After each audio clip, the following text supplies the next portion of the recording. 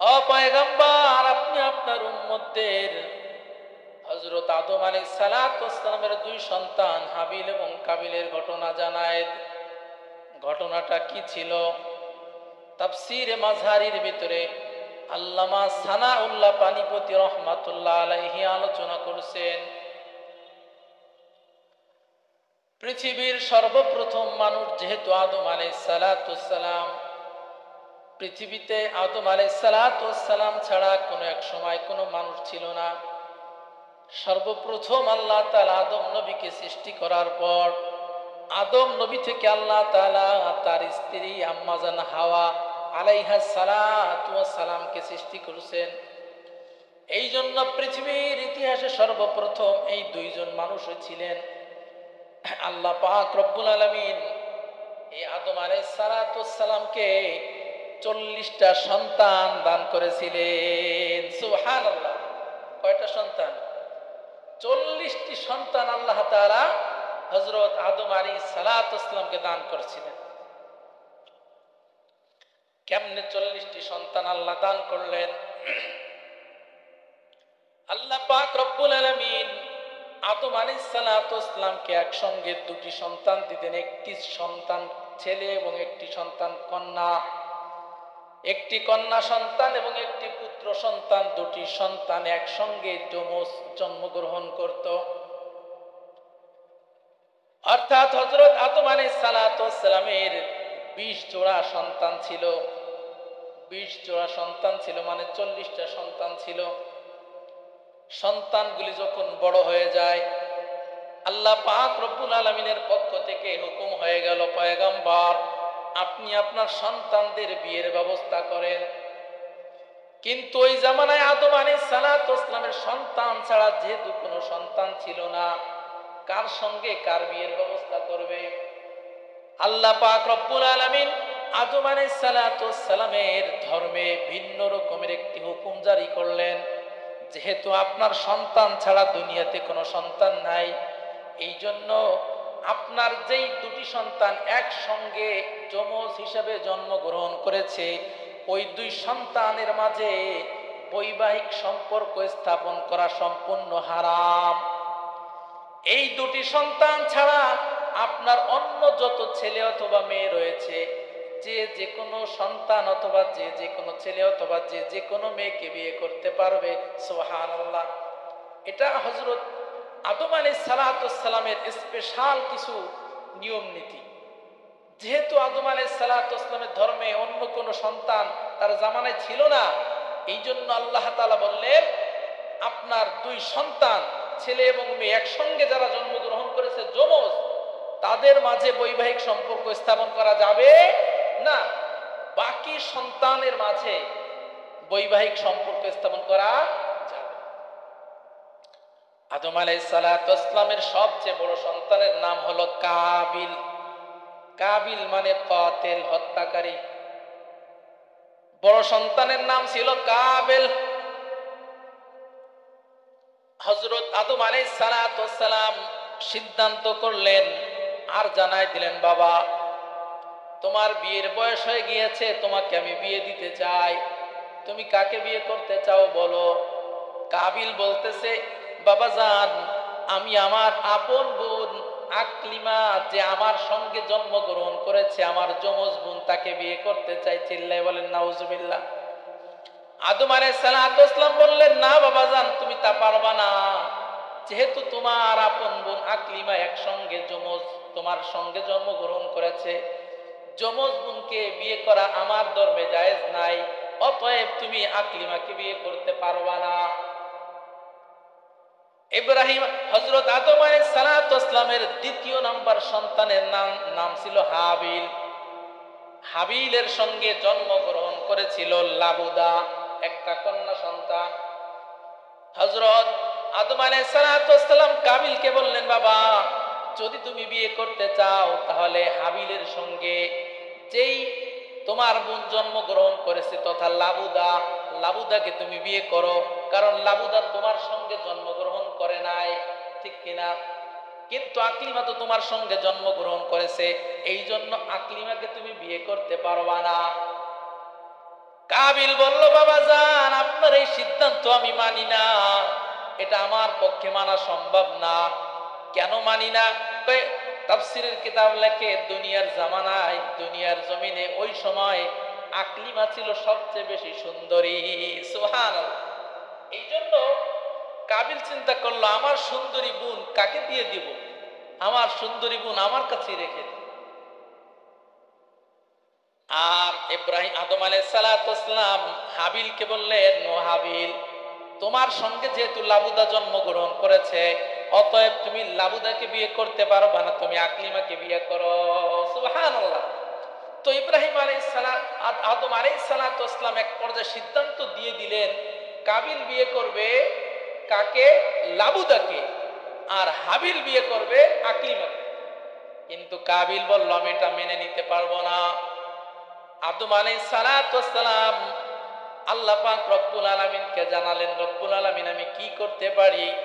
আল্লাহ তাআলা জানায় দেয়, পয়গম্বর, আপনি আপনার দুই সন্তানকে কোরবানি করতে বলেন, যার কোরবানি কবুল হয়ে যাবে ওই ব্যক্তি আকলিমাকে বিয়ে করতে পারবে।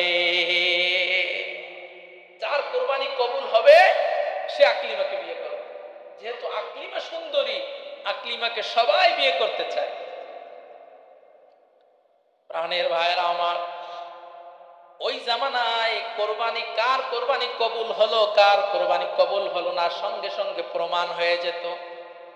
আসমান থেকে কুদরতি আগুন এসে যার কোরবানি কবুল হয়ে যেত, তার কোরবানির পশুকে এক খণ্ড আগুন এসে ভস্ম করে দিত।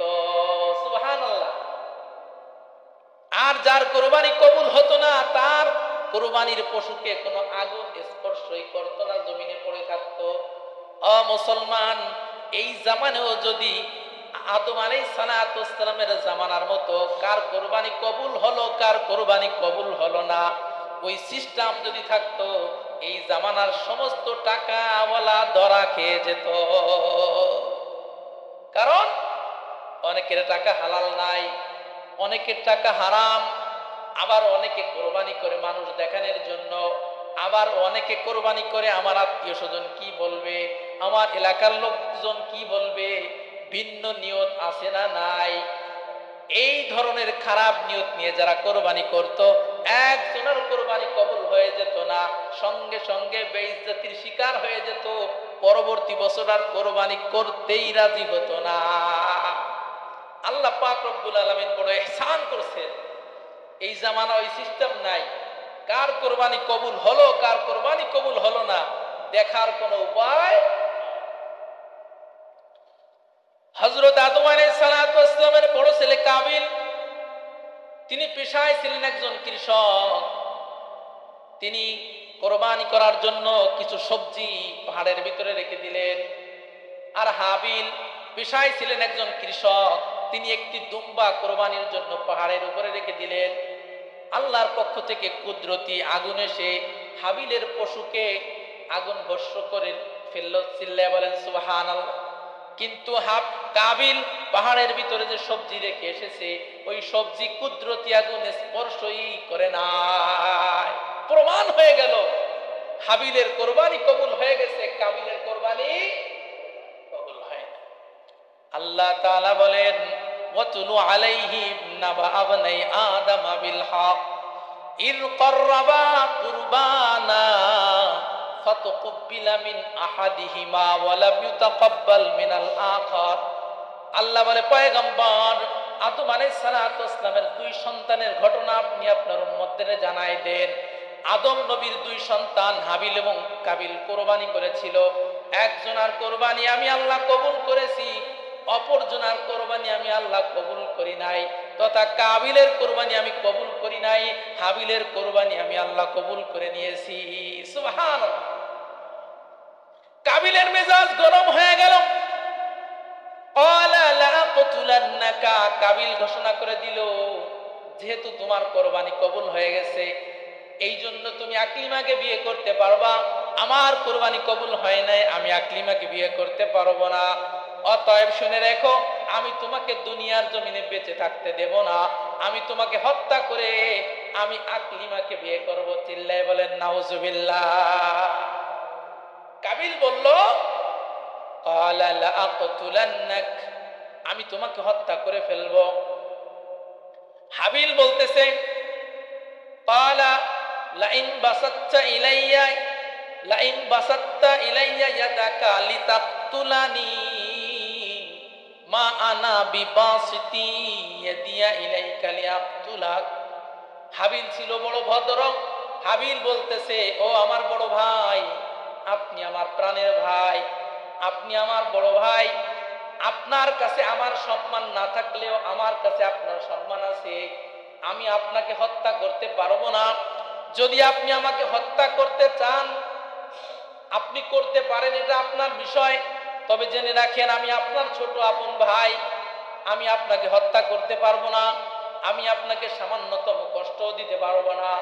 আপনি যদি মনে চায় আপনি আমাকে হত্যা করেন, তবে আমি আপনাকে কিছুই বলবো না।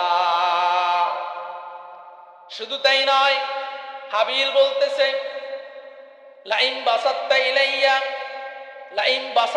ইলাইয়া ইয়াদাকা লিতাকতুলানি মা আনা বিবাসিতি ইয়াদিয়া ইলাইকা লিয়াকতুলাক ইন্নী আখাফুল্লাহ রাব্বাল আলামিন। হাবিল বলতেছে, ভাই, আমি আল্লাহকে ভয় করি, আল্লাহর ভয় আমার ভিতরে আছে। আমি আল্লাহকে ভয় করে আপনাকে হত্যা করতে পারবো না। আমি আপনাকে গালমন্দ করতে পারবো না, আপনার সঙ্গে খারাপ ব্যবহার করতে পারবো না। শুনে রাখেন, ইন্নামা ইয়াতাকাব্বালুল্লাহু মিনাল মুত্তাকিন, সকলের কুরবানি আল্লাহ কবুল করে না। দুনিয়ার জমিনে যারা মুত্তাকি তাদের কুরবানি আল্লাহ কবুল করে। দুনিয়ার জমিনে যাদের অন্তরের ভিতরে আল্লাহর ভয় আছে ওদের কুরবানি আল্লাহ কবুল করে। আপনার কুরবানি আল্লাহ কবুল করে নাই, প্রমাণ হয়ে গেল আল্লাহর ভয় আপনার অন্তরের ভিতরে নাই। আল্লাহর ভয় আপনার ভিতরে নাই, যার কারণে আল্লাহ কবুল করে নাই। আমার অপরাধটা কোথায়? আপনি আমাকে কেন হত্যা করতে চাচ্ছেন? আমার অপরাধটা কি? ইন্নী উরিদু আন তাবুআ বিইসমি ওয়া ইসমিক ফাতাকুনা মিন আসহাবিন নার ওয়া যালিকা জাযাউজ জালিমিন। হাবিল বলল, প্রাণের ভাই, যদি আপনি জোরপূর্বক আমাকে হত্যা করে ফেলেন তাহলে মনে রাখবেন আজকের দিন দিন নয়, কোন একদিন দিনের পরিবর্তন আসবে, কিয়ামত দিবস আসবে। ওই কিয়ামত দিবসের কঠিন দিনে আপনি আমার গুনার বোঝাও বহন করবেন, আপনার গুনার বোঝাও বহন করতে হবে। ফাতাকুনা মিন আসহাবিন নার, কিয়ামতের ময়দানে আপনার গুনার বোঝা বহন করে, আমার গুনার বোঝা বহন করে আপনাকে জাহান্নামের ভিতরেই যেতে হবে। আপনার ঠিকানা কিন্তু জাহান্নাম হয়ে যাবে। এখন চিন্তা করে দেখেন, আমাকে হত্যা করবেন কি? কিন্তু না না না, কাবিলের অন্তরের ভিতরে কোনো মায়া নাই। কাবিল বলল, না, তোমাকে আমি হত্যা করে ফেলবো। কিন্তু হত্যা কেমনে করবে? পৃথিবীর ইতিহাসে তো এখন পর্যন্ত কোনো মানুষের মৃত্যুবরণই হয় নাই। তো মানুষ হত্যা কেমনে করতে হয় কাবিলের তো জানা নাই। এমত অবস্থায় ইবলিস শয়তান এসে হাজির হয়ে গেল। ইবলিস শয়তান এসে বলতেছে, কাবিল, পৃথিবীর ইতিহাসে যেহেতু মানুষ হত্যা করার কোনো সিস্টেম চালু হয় নাই, অতএব মানুষ কেমনে হত্যা করতে হয় তুমি আমার কাছ থেকে শিখবা। এই শয়তান দুটি পাখি এনে কাবিলের সামনে এসে হাজির করলো। কাবিলের সামনে হাজির করে একটা পাথর দিয়ে একটা পাখির মাথা আঘাত করে একটা পাখির মাথা চূর্ণ বিচূর্ণ করে দিল। আর কাবিলকে বুঝিয়ে দিল, কাবিল, যদি তুমি হাবিলকে হত্যা করতে চাও তাহলে তুমি হাবিলের মাথার উপরে পাথর দিয়ে আঘাত করো, ও সঙ্গে সঙ্গে দুনিয়া থেকে চিরবিদায় নিয়ে যাবে। চিল্লায় বলেন নাউজুবিল্লাহ। শয়তান মানুষ হত্যার পদ্ধতি শিক্ষা দিয়ে দিল। কাবিল একটা পাথর নিয়ে হাবিলের মাথার উপরে আক্রমণ করলো। সঙ্গে সঙ্গে হাবিলের মাথা চূর্ণ বিচূর্ণ হয়, সঙ্গে সঙ্গে দুনিয়ার জমিন থেকে চিরবিদায় নিয়ে চলে গেল। এভাবে হাবিল দুনিয়া থেকে চলে গেল, কাবিল হত্যা করে ফেলল। প্রাণের ভাইরা আমার, হত্যা করার পরে এবার লাশটাকে কি করবে কিছুই সে বুঝতে পারলো না। একদিন নয়, 3 দিন নয়, 40টা দিন পার হয়ে গেল। লাশের ভিতরে পচন ধরে গেছে, কিন্তু লাশকে কি করবে এই জ্ঞান কাবিলের ভিতরে ছিল না যেহেতু পৃথিবীর ইতিহাসে কোনো মানুষের ইন্তেকালই হয় নাই, তো কাবিল কেমনে বুঝবে মানুষকে মৃত্যুবরণের পরে কি করতে হয়? আল্লাহ পাক রব্বুল আলামিন 40 দিন পার হয়ে যাওয়ার পর কুদরতি ভাবে দুটি কাক প্রেরণ করলেন, দুটি কাক পাঠাইলেন। দুটি কাক কাবিলের সামনে যুদ্ধ করলো, মারামারি করলো। এক পর্যায়ে একটা কাক অন্য একটা কাককে হত্যা করে ফেললো। যেই কাকটা জীবিত ছিল ওই কাকটা মাটি খনন করে যেই কাকটাকে হত্যা করা হয়েছে ওই কাকটাকে মাটির ভিতরে রেখে দিল। কাবিল বুঝতে পারলো আমার ভাই আমি হাবিলকে যে হত্যা করে ফেললাম, এই লাশ নিয়ে ঘোরা যাবে না, বরং এই লাশকে মাটির ভিতরে খনন করে মাটির ভিতরে রেখে দিতে হবে। এখান থেকে শুরু হয়েছে কবর দেওয়ার সিস্টেম, এখান থেকে চালু হয়েছে। তো পৃথিবীর ইতিহাসে এই হত্যাকাণ্ড শুরু হয়েছে কাবিলের মাধ্যমে। আবার এই মানুষকে কবরের ভিতরে রাখার সিস্টেমও চালু হয়েছে কাবিলের মাধ্যমে। প্রাণের ভাইয়েরা আমার, বন্ধুরা আমার, এবার হাবিলকে হত্যা করার পর কাবিল অন্য দেশের ভিতরে পালিয়ে চলে গেল। শয়তান ধোঁকা দেওয়া শুরু করলো। কাবিল, হাবিল আগুনের পূজা করত। আগুনের পূজা করার কারণে আগুন তার কুরবানিকে ভস্ম করে দিছে। যদি তুমিও আগুনের পূজা শুরু করো তাহলে আগুন তোমার কথা মতো চলবে, আগুন তোমার কুরবানিকেও ভস্ম করে ফেলবে, তোমার কুরবানিকে কবুল করে ফেলবে। চিল্লায় বলেন নাউজুবিল্লাহ। শয়তান কাবিলকে ধোঁকা দিল, আল্লাহর ইবাদত করা যাবে না, ইবাদত করতে হবে কার? আগুনের। আগুনের পূজা শুরু করে দাও। আগুনের পূজা শুরু করলে আগুন তোমার কথা মতো চলবে। প্রাণের ভাইয়ের আমার, তখন থেকে কাবিল আগুনের পূজা শুরু করে দিল। পর্যায়ক্রমে আগুনের পূজা করলো, গাছের পূজা করলো, মাছের পূজা করলো, বিভিন্ন জিনিসের পূজা সবগুলা কাবিল থেকে শুরু হয়েছে। পৃথিবীর ইতিহাসে হিন্দু, বৌদ্ধ, খ্রিস্টানদের ভিতরে হাজার রকমের পূজা দেখতেছেন, এই সমস্ত পূজার সূচনা হয়েছে কাবিলের মাধ্যমে। হিন্দু, বৌদ্ধ, খ্রিস্টান এই সবগুলো হচ্ছে কাবিলের সন্তান। হিন্দু, বৌদ্ধ, খ্রিস্টান যারা পূজা করতেছে, বিভিন্ন ধরনের সূর্যের পূজা করে, গাছের পূজা করে, মাছের পূজা করে, বিভিন্ন ধরনের পূজা যে পৃথিবীর বুকে আছে, এই পূজার সূচনা হয়েছে কার মাধ্যমে? কাবিলের মাধ্যমে। এই কাবিল হচ্ছে এদের পিতা। প্রাণের ভাইয়েরা আমার, কোরবানি এইভাবে চালু হয়েছে আদম আলাইহিস সালাতু ওয়াস সালামের দুই সন্তান হাবিল এবং কাবিলের মাধ্যমে। আল্লাহ পাক রব্বুল আলামিন বলেন ওয়ালিকুল্লি উম্মাতিন জাআলনা মানসাকা, আমি এই কোরবানির বিধান কিয়ামত পর্যন্ত প্রত্যেকটা উম্মতের ভিতরে রেখে দিব। ওয়া তারাকনা আলাইহি ফিল আখিরিন, আল্লাহ বলেন এই কোরবানি শুধুমাত্র ইব্রাহিম আলাইহিস সালাতু ওয়াস সালামের জামানায় থাকবে না, বরং এই কোরবানি কিয়ামত পর্যন্ত পৃথিবীর বুকে যত উম্মত আসবে প্রত্যেকটা উম্মতের ভিতরে কোরবানির বিধান থাকবে। তাহলে কোরবানির ইতিহাস এটা নতুন কোনো ইতিহাস না, পৃথিবীর শুরু লগ্ন থেকে কোরবানির সূচনা হয়েছে। আল্লাহ বলেন প্রত্যেক নবীর জামানায়, প্রত্যেক নবীর উম্মতের জন্য কোরবানির বিধান ছিল এবং কিয়ামত পর্যন্ত কোরবানির বিধান